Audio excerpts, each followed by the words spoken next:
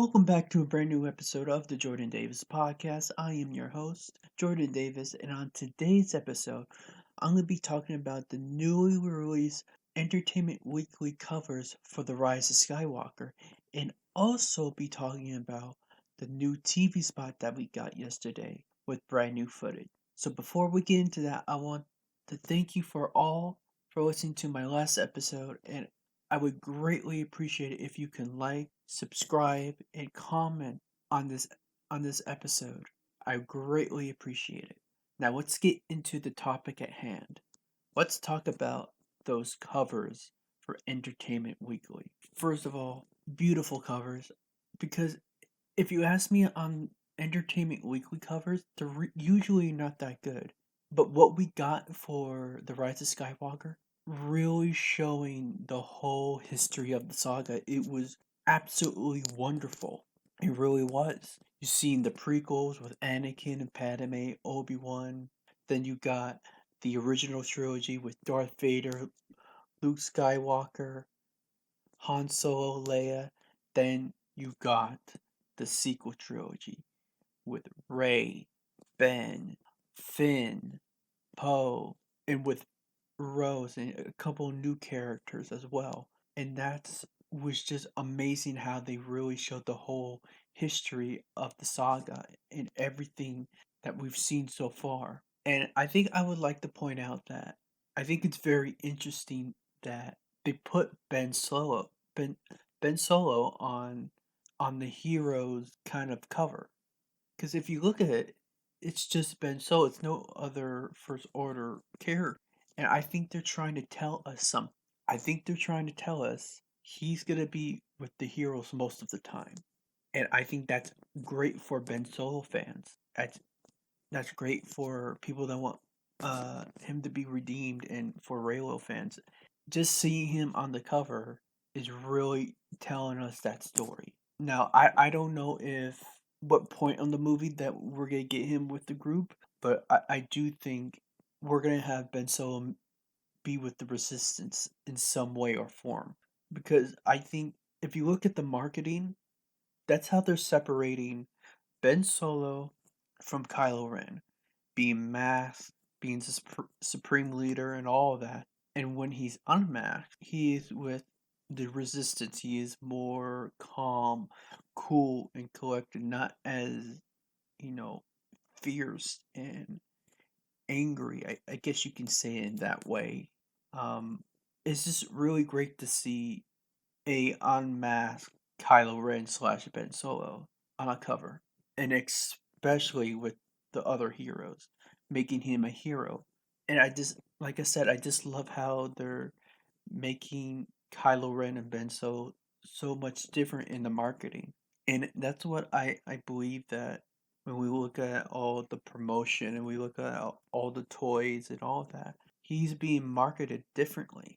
Mainly because they can't show a lot of maskless Ben Solo, because I believe towards the end of the second act, maybe in full third act, he's gonna be redeemed Ben Solo, fighting for the Resistance and trying to defeat Palpatine along with Rey. I think that's gonna be mainly the big kind of turning point for Ben Solo. And I always compared it to Anakin's turn to the dark side and the Revenge of the Sith, because as we all know how that movie started, he started as like the Anakin that we knew to the ending of Attack of the Clones. He was on that light side. He was with Padme. He was happy. But the more the movie turned out and the more the story progressed, he started to lean towards the dark side, into that ultimate decision of go to the dark side towards the end of the second act. And full third act, he became that dark side Darth Vader that we all know. And I think that's a example we can take for Ben Solo. I think he's gonna start off the movie as the supreme leader, but when it comes down to the redemption, it's gonna be a slow burn into the movie. And when it finally does happen towards the end of the second act, going into the third act, I believe that's when it's going to happen. I believe we're going to see a turn, some way, somehow, something like that. So yeah, I think it's gonna parallel Anakin in that way, being the reverse of Anakin, turning to the light and saving the resistance that he hated so much. He's going to save, and he's gonna help defeat Palpatine along with Rey. Now, I don't know how that's going to happen because, as we learn from Entertainment Weekly, there is so much that we don't know about that the trailers have barely scratched the surface of what we're going to get in this movie.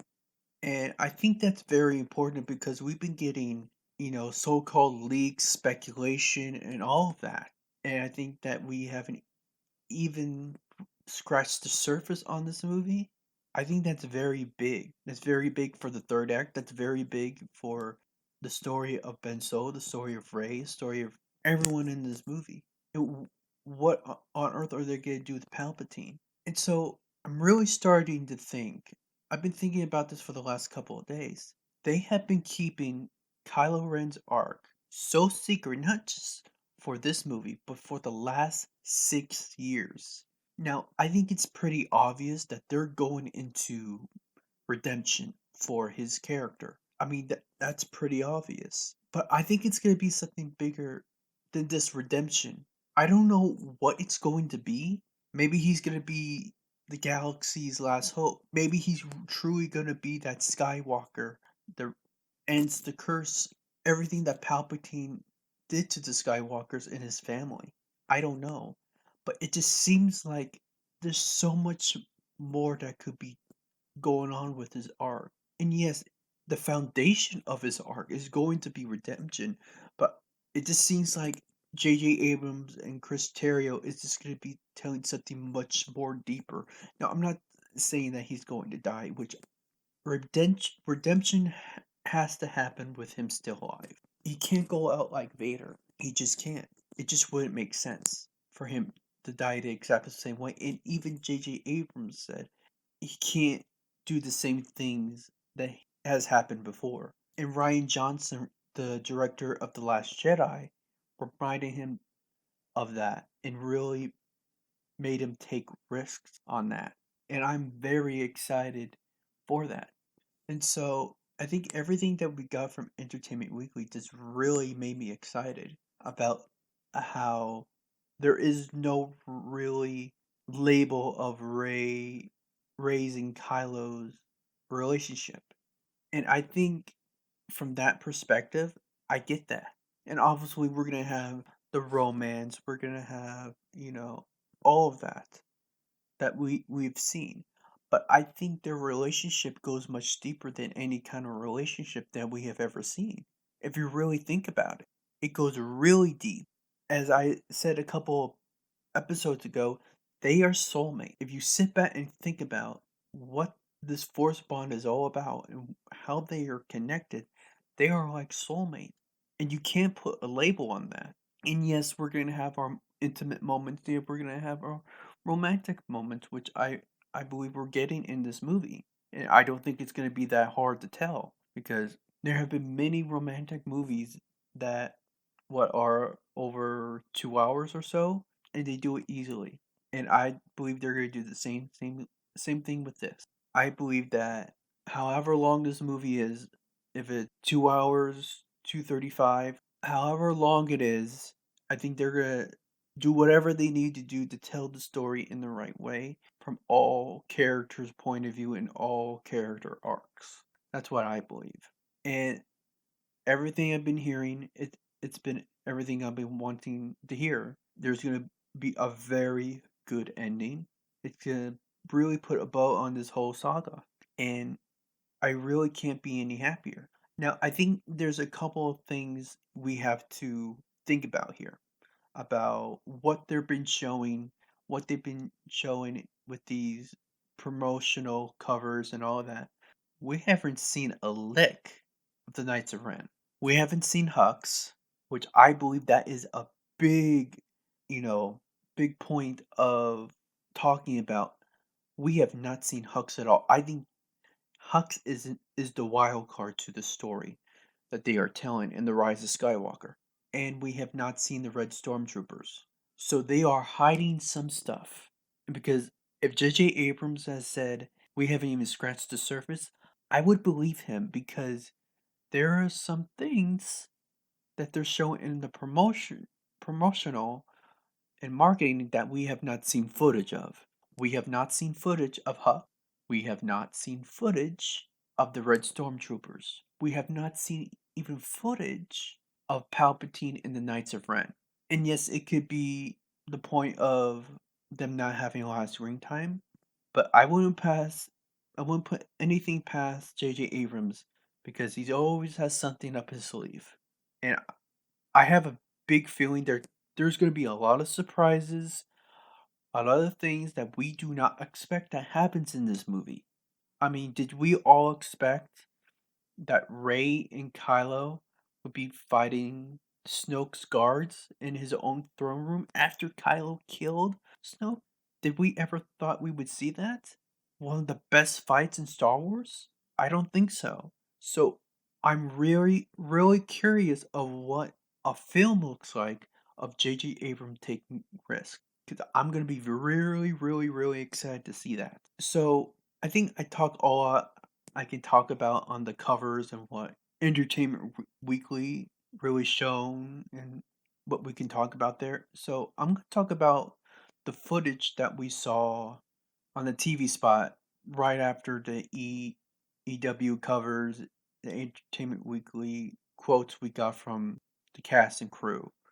And the footage that we got was, I would say, very interesting and very exciting because at first, I really did not get this timeline of what the Rise of Skywalker event is going to take place in the movie, because we're getting so many moments in this movie that they're promoting. We're getting Basana, we're getting the Death Star 2 ruins, we're getting Kamichi, we're getting all those things out of order, and we don't know what really which way they are going. And I kind of do have a sense now of with this TV spot of where the story and where the events might line up. But with the footage we got yesterday, I think that it was really cool. It really put the official trailer that we got, I believe, a month ago, really into context because there's a shot of Kylo Ren in his max nodding. There's a shot of Rey with her staff. She has her staff with her, looking at Vader's helmet, which I assume is in Kylo's chambers. And then we got the big money shot of this TV spot is you see Kylo looking at Rey, and right after that Rey does her big leap onto the Falcon out of Kylo's Star Destroyer. Now, a lot of people have dissected this TV spot, and so have I. And I think what I can get from this is I don't know if you watch Beauty and the Beast. I've watched it a couple of times. There's a shot in this TV spot where it looks like he is surrendering and he is not pursuing her. If you look very closely, he steps back slightly. And that just reminds me of in Beauty and the Beast, where the Beast lets Belle go because he loves her. Now, I'm not sure if we're gonna get something like that, like really saying he loves her because he's letting her go. Maybe we get that feeling of kind of how he's acting that okay, okay, I'm gonna let you go. It's because I love you. I don't know if we're getting that. I really don't. But it just seemed like that's what we were getting. Like he was sad. He was, had that longing phase of her not wanting to go on the Falcon. He wanted her to stay, but made the right choice in saying, "Okay, I'm gonna let you go. I'm not. I'm not going to pursue you. I'm gonna let you go." Now, that's just a small shot of what I thought about in that TV spot. Now, it could mean so much more in the context, or it could mean something different. I don't know. But that's just what I got from that footage, and I thought it was really interesting that they showed that in just how much Beauty and the Beast kind of influence this movie might have. Now, I'm sure it's gonna have a lot more influences that we see because the sequel trilogy had, if you think about it, has a lot of movie references, movie influences so far. So I think that just really caught my eye because there's just so much sexual tension and romantic tension between them.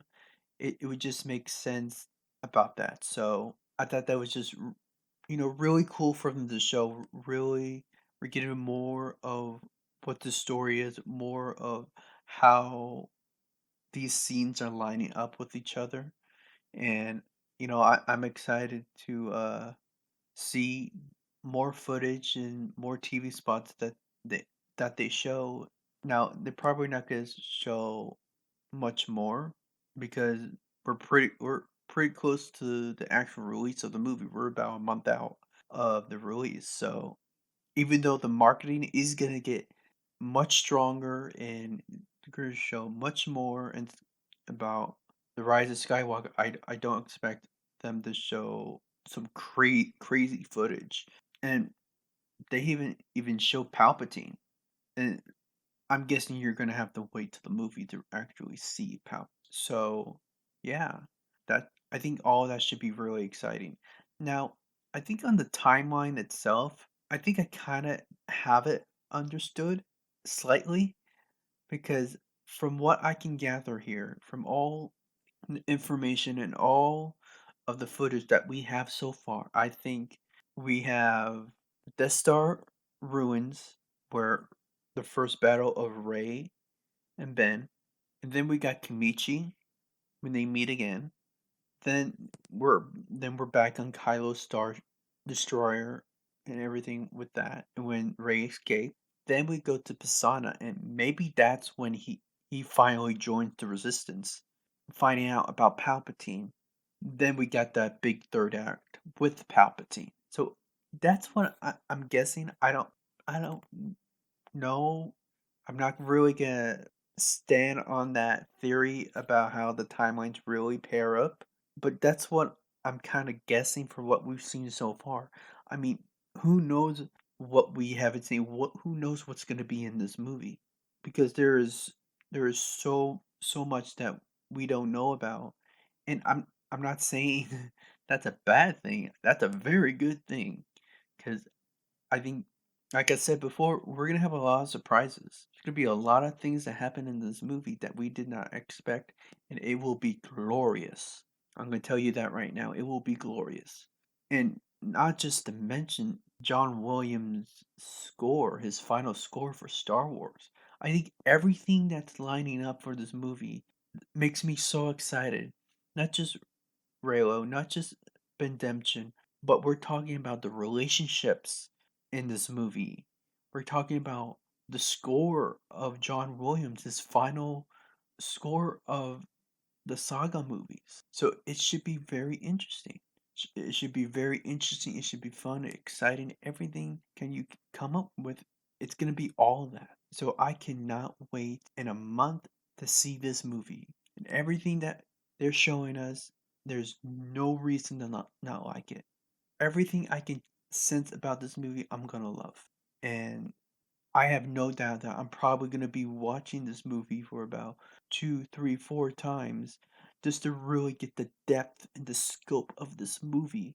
Just how much they have put in, so much information they have put into this movie to really end the saga in. So that by itself, it's going to just be mind blowing and so fun to watch. So I think that's going to be it for this podcast. But before I leave, want to get your input. What do you think of all of they've showed for the Entertainment Weekly? The quotes that they got from them talking about Ray and Kylo, and how this is going to end. What did you think about the covers about Ben being with the resistant heroes and how he can turn and when does he turn. So I would love to get your feedback, love to get your comments about what you think about this whole Entertainment Weekly, about the TV spots footage, and do you have any predictions of the timeline of the movie, what is going to happen through Act 1 through Act 3? I would love to hear your feedback. I would love to hear your predictions about this movie. So I want to thank you all for listening, and I hope you have an awesome and blessed week. And until next time, I'll be signing out. See you later. Bye.